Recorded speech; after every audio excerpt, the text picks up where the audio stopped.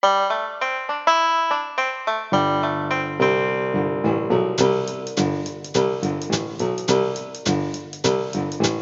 everyone, welcome once again to Movin' Right Along, a Muppet Movie podcast brought to you by toughpigs.com. This is the podcast where we watch the Muppet Movie 2 minutes at a time and talk about it a lot. I'm your host, Ryan Rowe. And I'm your other host, Anthony Strand. And we're very happy to have today's guest with us. Introduce yourself, guest.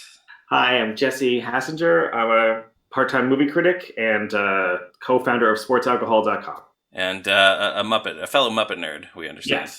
Yes. Since I was as long as I can remember. Great to have you with us. Thanks for having me. And today we're watching minutes 65 and 66 of the Muppet Movie, in which the Muppets wait until they can resume watching the Muppet Movie. Then the patriotic part happens, and Doc Hopper brings in a deadly specialist.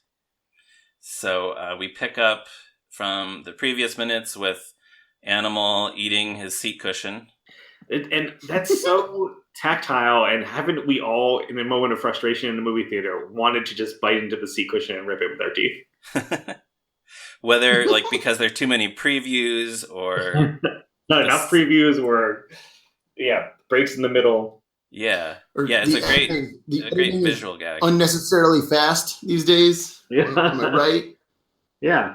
And I think I mentioned this last week, but you can actually, if you're looking at this 2 minutes at a time like we are, and you pause it, you can kind of see sort of the outline or the seams of where the chunk of the seat cushion that Animal is about to rip out is, which, I'm sure they did multiple takes of this, so they had to have that set up so they could do it more than once. Then we have Statler and Waldorf. Statler says, "How do you like the film?" Waldorf says, "I've seen detergents that leave a better film than this." Which is a good joke.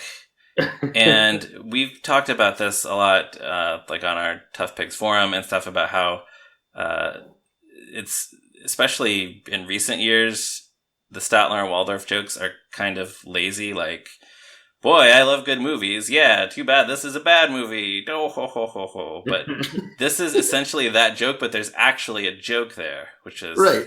It's an actual joke. Yeah.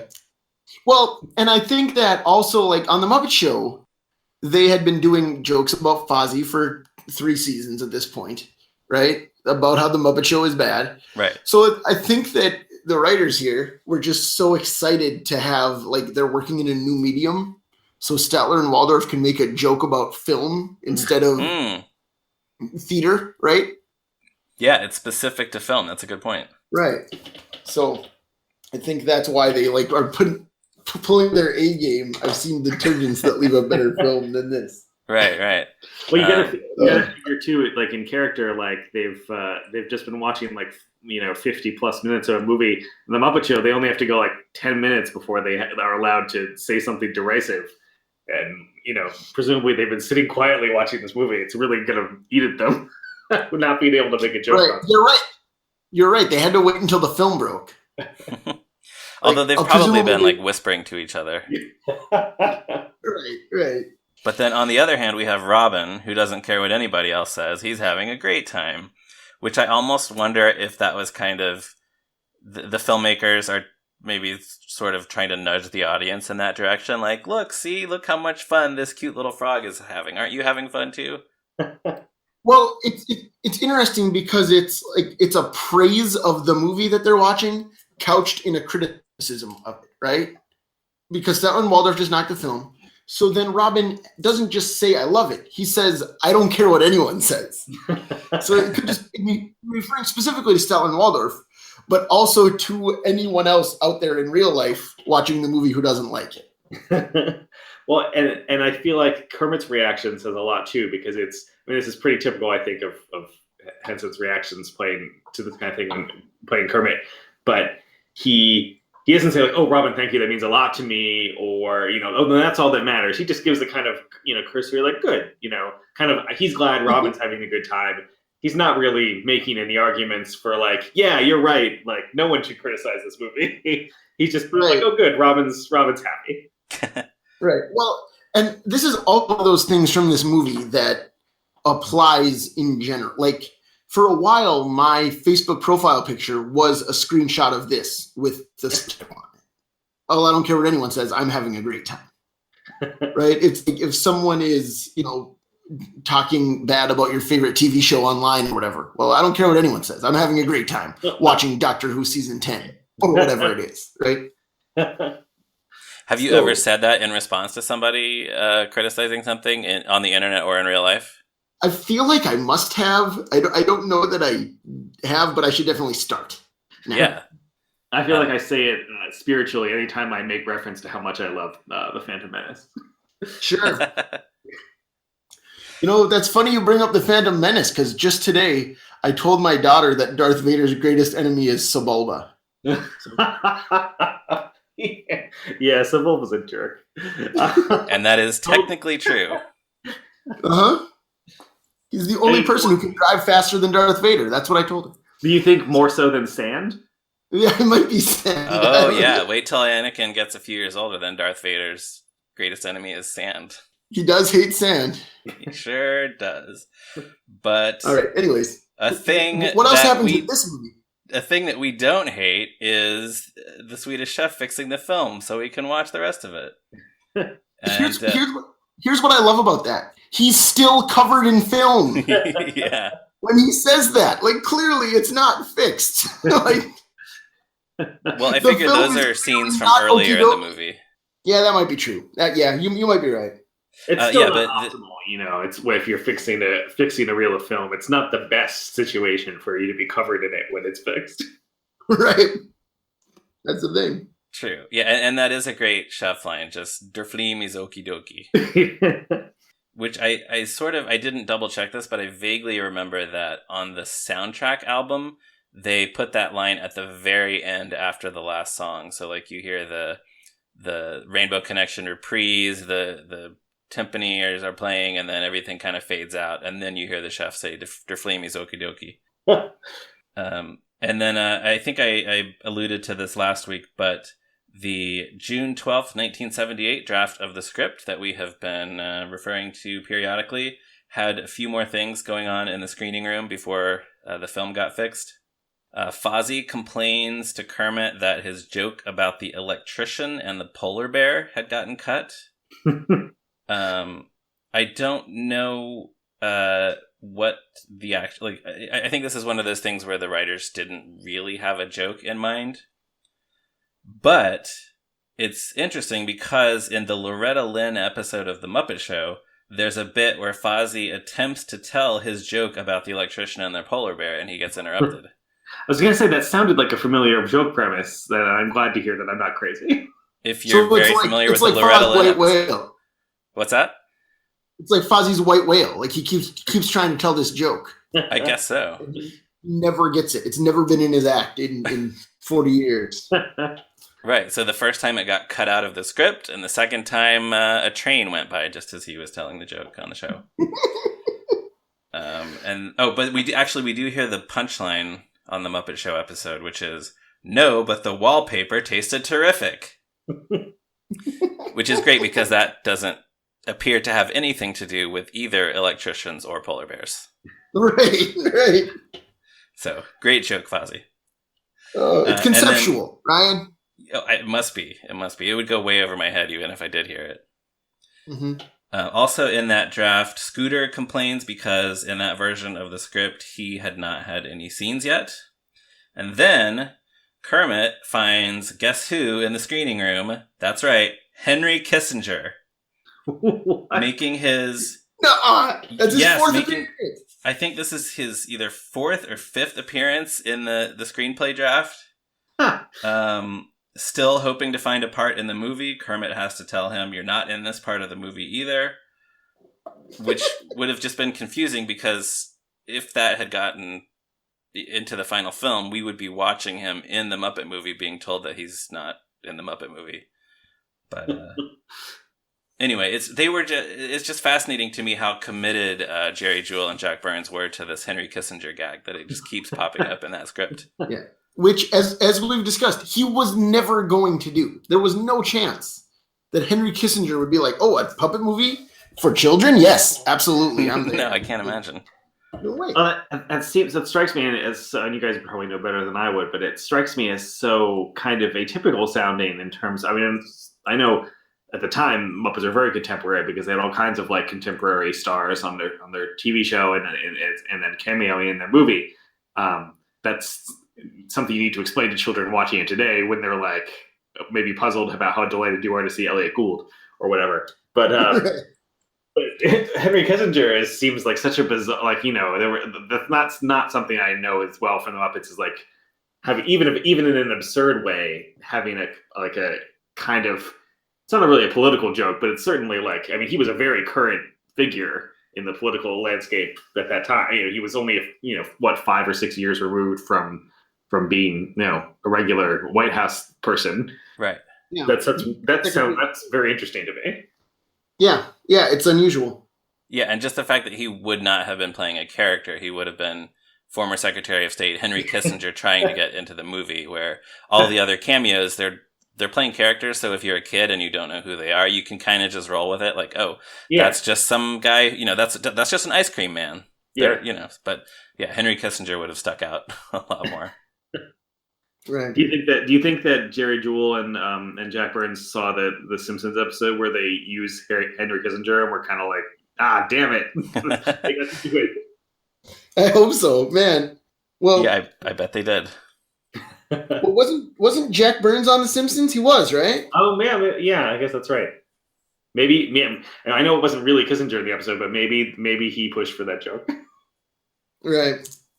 I hope so. Yeah, I would love to have confirmation on that. Speaking of people who were in the U.S. government, is that a good segue to the patriotic part? Yeah, good enough. Do it.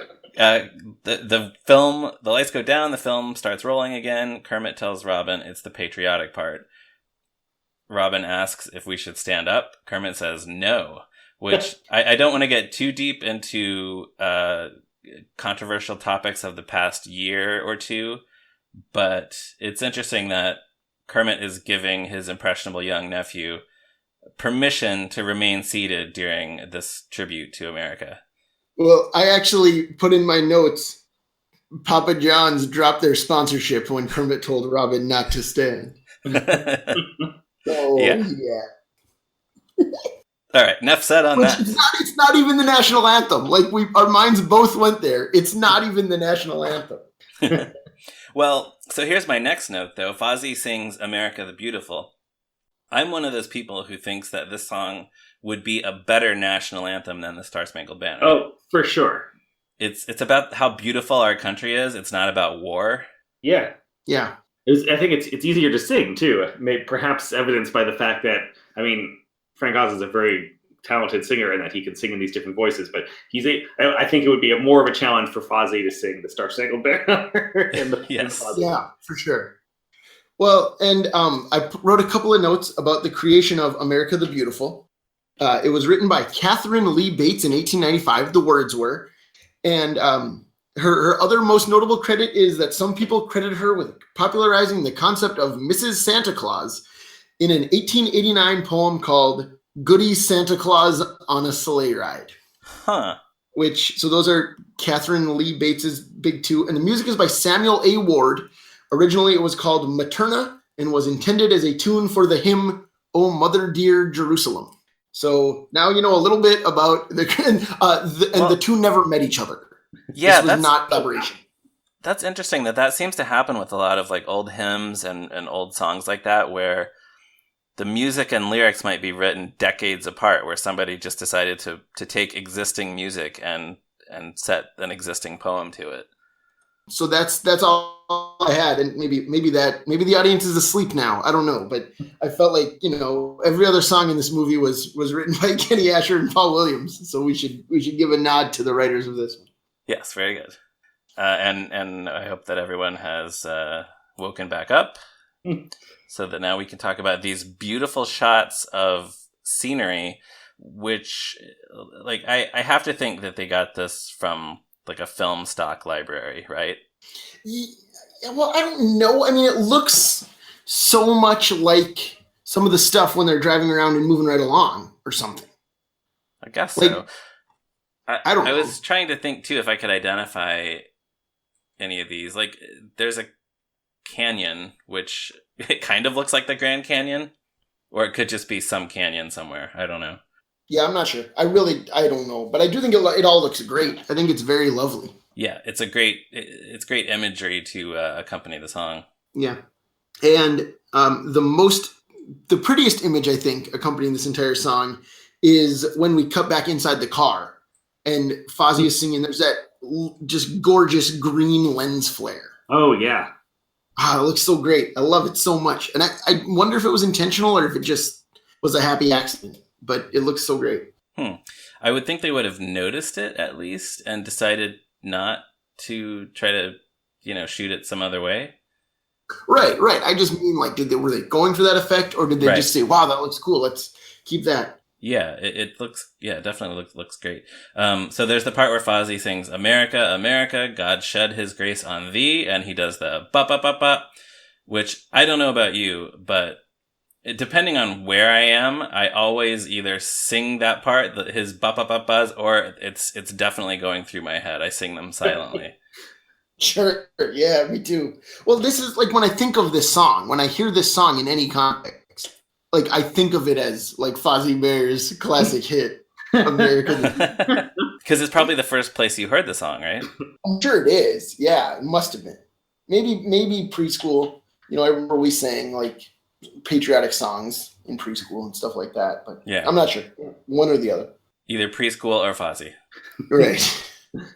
And I was curious, I posted a poll on our Tough Pigs forum asking, do you say ba-ba-ba-ba when you hear America the Beautiful? 63% of people who answered said yes, they do. 26% of people who must not be patriotic said no, they don't. And then the other 11% chose other. So the majority says yes, you have to sing ba-ba-ba-ba. What I find really interesting when you cut back to Fozzie and you see him doing his ba-ba-ba, is that the reactions or kind of non-reactions of everyone else in the car, particularly like watching it again for this podcast, I went over it a few times looking at Gonzo because this might just be kind of idle movement on the part of trying to make it look like he's not just lying there in the car, just make him look sort of more human, which they're very good at doing in these movies, but he looks like he's sighing and kind of shaking his head a little bit. Right. Well, and then, of course, Fozzie has that line, patriotism swells in the heart of the American bear, after he finishes, and no one responds.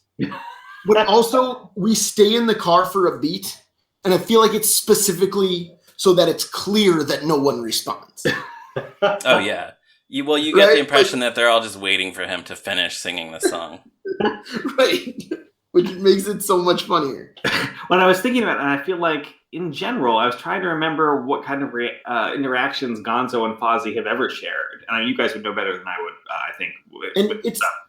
But they don't like to talk that much, right? Right. It seems like they should be best friends because sometimes the two of them and Kermit are a trio. Yeah. Right? Like in the Great Muppet Caper, I think most notably. Yeah.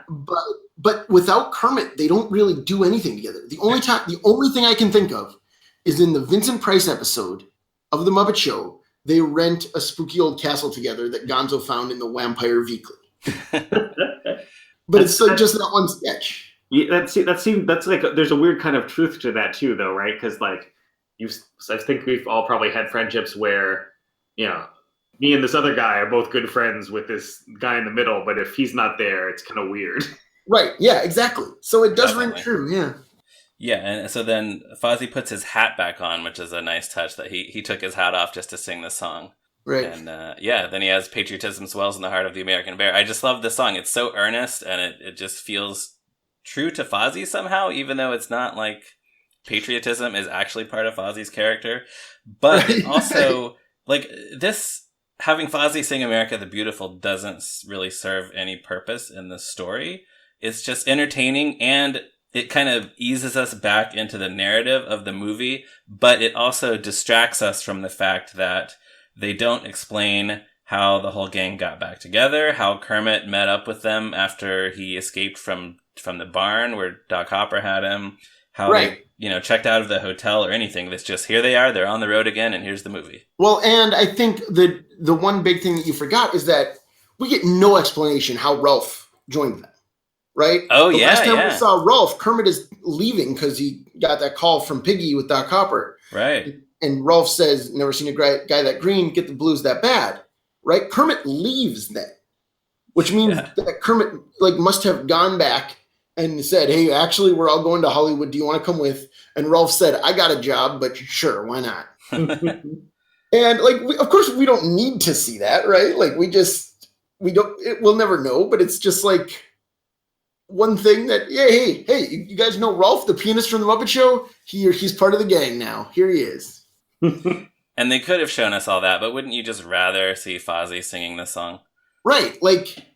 Kermit reunited with the others somehow, and now they're all on a road trip again, just like before Kermit and Piggy's date. The movie that we all expected to happen is happening again, and that's fine. I feel like weirdly there's in the 2011 Muppets, I didn't really make this connection before, but there's kind of not exactly a callback, but sort of a rhyming to that, where Rolf, when they're on the car, Rolf is I think my story is pretty interesting about how you got me back, and they cut away, and it's just him snoozing in a hammock, and then approaching him and saying, hey, you want to be in the Muppets again? And he's like, sure. Rolf is always it's always a lie to how he's actually convinced to go back to the Muppets. Well, and I mean, that movie has so many specific references to this one. The Madman Rudy Jr. and the Rich and Famous Contract and all this stuff. Rainbow Connection, for heaven's sakes. I feel right. I think it probably is a reference to we never found out how Ralph joined the gang. So it's awesome. It's great. I love it. Yeah, in this case, we don't find out. In that case, we find out, but it's just not interesting. Yeah. There's another difference here from the June 1978 draft. In the draft, Fozzie sings the whole song while parked in front of Mount Rushmore. At the end, he says, the patriotic urge is very strong in American Bears, which just feels like a few too many words. Yeah, the revision is much better, much cleaner. The wrong words, yeah. And then it cut to Mount Rushmore, I guess presumably the Muppet version of Mount Rushmore, like we saw in the Sex and Violence pilot of the Muppet Show. Oh, yeah, that would have been bad. Well, yeah, so they're conducting a vote among themselves, all in favor say aye, all opposed say nay. And then it turns out they're voting on, guess what, whether Henry Kissinger can join them on the mountain. They all vote aye. Jefferson says the ayes have it. Lincoln says, it's decided then, if you can't be in the movie, you can stay up here with us. And Kissinger says, thank you from the bottom of my heart. That's really funny to me in the context of they wanted Henry Kissinger in this movie so badly. Yeah. But in the movie, I don't think that joke would be funny at all. Because it breaks the whole Muppets in the real world thing that this movie has from beginning to end. If Mount Rushmore is a Muppet now, then where are we? Right. And if it's would it have been a giant Muppet Henry Kissinger head on the mountain? It just doesn't. Yeah. It's hard to imagine that actually existing. Right. And then in the next scene, we would have seen Sweetums running past Mount Rushmore trying to catch up with the gang, which that would have been fine. Yeah, that's good. Another instance of that running gag. But that's not what we see here in the actual movie. We get a cut to a smiling Kermit the Frog cutout popping up from behind some rocks, and then Doc Hopper's goons shooting at it, which is somewhat jarring. Well, it's kind of amazing how many frog assassins Doc Hopper hired or is auditioning. Yeah, there's 6 of these guys. Yeah, and they're all just opening fire on this thing. It's weird. It's weird. I mean, we talked about 6 guns on Kermit earlier when Doc Hopper's goons pulled their guns on him. But here they're just blasting away at him, and it's terrifying. Yeah, it's very violent.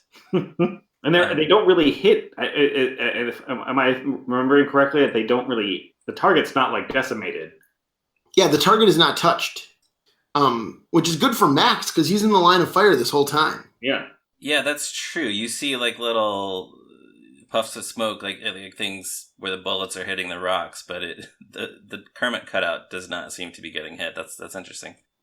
You can see in the shot with all 6 of these goons firing in the background, you can tell that the scene is filmed at Vasquez Rocks, which is a natural rock formation that's not far from Los Angeles, and it's been used in a million movies and TV shows. Did you guys notice that?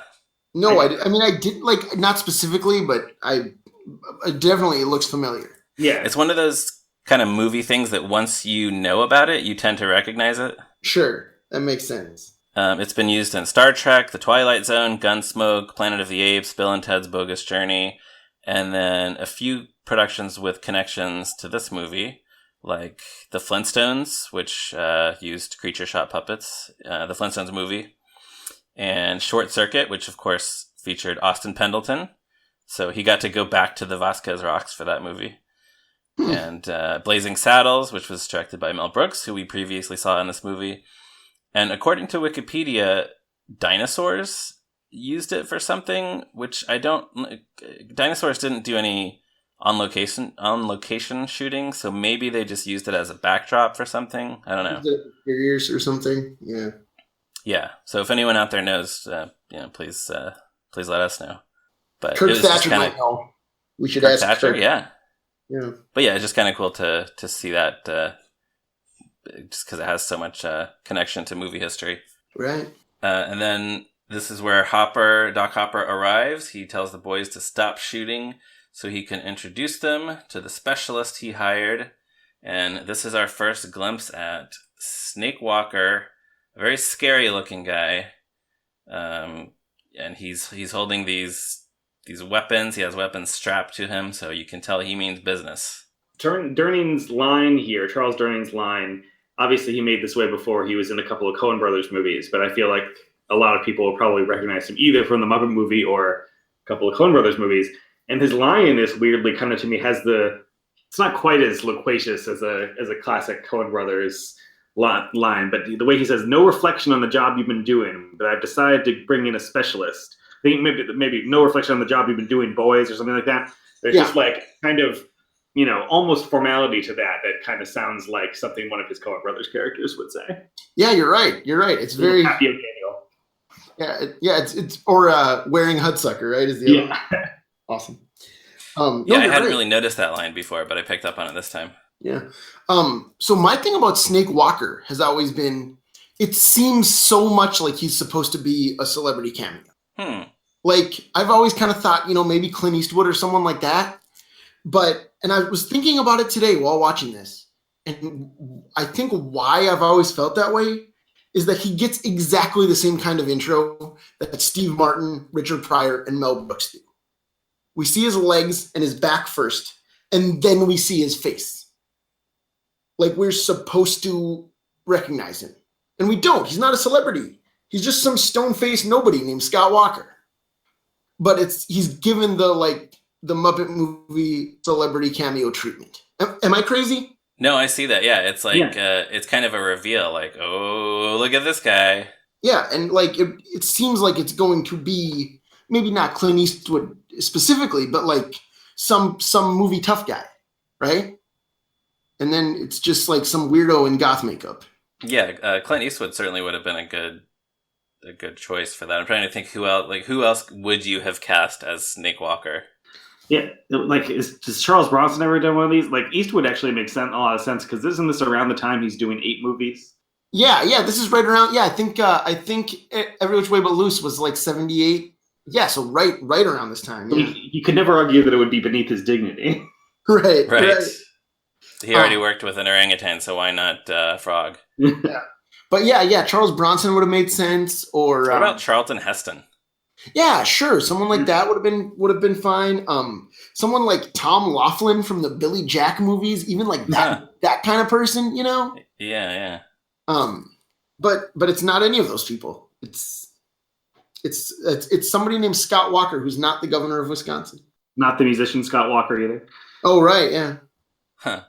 But it's interesting that this guy's name is Walker and the character's name is Walker. I can only sort of assume that they named a character for him. Or I don't know. Maybe it's a coincidence. Yeah, I don't know. That would be an odd coincidence. Very. Oh, interesting. Walker is actually, I didn't realize this, he's in High Plains Drifter with Eastwood. Oh, really? Huh. Yeah. So that's actually all I have for these minutes. Anything else specifically about these 2 minutes from you guys? No, I think I've exhausted my store of America the Beautiful trivia. All right, Jesse? I would just say it really bears appreciation, no pun intended, or maybe semi-intended, how well Frank Oz sings as both Fozzie and Miss Piggy. That's like a weird kind of really impressive talent. Yeah, sure. And I think he would take this in the spirit in which I intend it, that if you go back to some of his earlier singing performances, like on Sesame Street, and compare it to the stuff he does in this movie, I think he got a lot better over the years as he got more practice singing in character. Yeah. Yeah, you're right. Yeah. So, Jesse, something we like to ask our guests is, what's your history with this movie? Do you remember the first time you saw it? Have you, is it one of your favorite Muppet movies? Is it your favorite Muppet movie? Yeah, well, so I don't remember. It's been with me so long that I don't remember when I first saw it. I didn't have a VCR until I was like 8. My family didn't. So I don't think I would have seen it that many times, although I was super obsessed with The Muppet Show and Sesame Street and all Muppet stuff. I think Muppets Take Manhattan was one of my first movies that I saw in the theater, so I remember when I first saw that. The Muppet Movie, I don't recall. I know I remember that the end of it being a very vivid memory of being kind of disturbed by what it's now, I think, a very beautiful ending. I do think it's sort of like, I did a ranking for the AV Club when I did a Run the Series piece on this, and there might be other Muppet movies I like more in terms of pure pleasure. I might be more apt to rewatch Great Muppet Caper or even Muppets Most Wanted, the recent one. But Muppet Movie is sort of to me like Star Trek 2, where it's sort of like there's ones that I kind of like better, but it's like kind of inarguably the best one. I think it's just like what it does is kind of the perfect version of what they want to do in a Muppet movie. And I can remember the most recent time I saw it, not all the way through because we left, but I took my daughter. It was at the Museum of Moving Image, and we had tickets to the exhibit, the Henson exhibit there. And it came with free tickets to a movie. So she was only like 1.5, like closer to almost, a couple months shy of 2 maybe. And we thought, okay, well, it's free. So we'll take her and we can leave like easily. We won't feel like it's a big deal if we have to leave about 40 minutes. And that's, we did, she was pretty into it, but about 45 minutes, she seemed like fidgety. She wasn't like screaming that she had to go or anything. But she was pretty transfixed for the first 30 or 40 minutes, and it's kind of her first movie in the theater because the first thing she saw on like a real big screen. Although we did not finish it, and it's unlike other Muppet movies. We watched Muppet Treasure Island at home, and I like Muppet Treasure Island, but I kind of sold it to her as like, oh, you want to watch another movie with Kermit? 'Cause she likes Kermit. Who doesn't like Kermit? And then like 20 minutes into Muppet Treasure Island, she just looks at me, and this was before she was like as verbal as she is now. She just looks at me and goes, Kermit? As if to say, like, guys, like... Where is he? Yeah, where's Kermit? Like, you said this is a Kermit movie. I've seen, like, 2 seconds of Kermit. So I think the Muppet Movie definitely sated her interest in seeing actually Kermit, because he's in a lot of it. Yeah, sure. Yeah, you get Kermit early and often. Yeah. Right. Yeah, and just to circle back to that AV Club piece that you mentioned, we'll definitely link to that in the show notes. Yeah, because cool. It's a very well thought out and thorough look at the movie series. Oh, thanks. Yeah, it was a very easy one to do because sometimes you do these. I did one on the Pink Panther that's coming soon, and I love those movies as a kid, and I still like some of them, but like having to go back and rewatch all the Pink Panther movies, yikes! Yeah, or watch some of the later ones for the first time. But watching the Muppet movies again is a delight, and sure. Include especially the Muppet movie, which I do think is kind of perfect within its intentions. Sure. Yeah, and that's the kind of thing that we love to see on a mainstream website too. Yeah. So thanks for writing it, Guy. Yeah. Well, thank you for reading it, and thanks for having me on the show. This is super cool. Yeah, thanks for joining us. And with that, we can wrap things up here. Don't forget, everyone, to check out toughpigs.com on the internet, and we're also on Facebook and Twitter and various other places.